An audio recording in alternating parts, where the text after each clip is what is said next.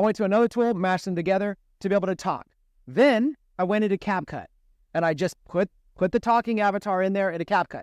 But it's kind of boring when she's talking the whole time. So then I just grabbed some screenshots and kind of layered them in there. Click on them. You can press, how do you want it to animate in? How do you want to animate out? You can go into sound effects. I chose pop, and then it goes pop, pop, pop. Now we need some background music. I went to another AI tool, and I just typed in chill background music, corporate background music for videos, whatever. And it brought in like 20, 30 songs in seconds, all created by AI. I just downloaded one, dropped it behind, tucked it, and I have an entire 8-minute AI content tutorial. For everything else, I just shared my screen. So when I was talking about Discord, I just opened up Discord, shared my screen. I never did any talking.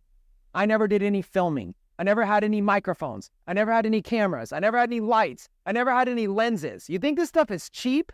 If everybody had to do this, if I just turned this around, if I turned the cameras around and showed you, I got Mike Knowles sitting here in my kitchen with like all these lights and cameras on me. If this is what you had to do, then we wouldn't be able to level the playing field, right? So I want to remind you, wow, we covered a lot.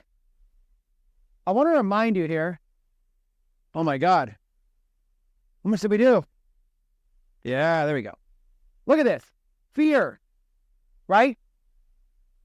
Who's afraid of that video? Is there anybody watching that's afraid of that video? Maybe you might feel a lack of skills. You might feel like, well, that was decent editing. That sounds good. Well, that can be overcome. You can learn it. And the point is, if you can learn it, you can do it. And through practice, you can get good at it. In fact, you could master it. And this is what I mean.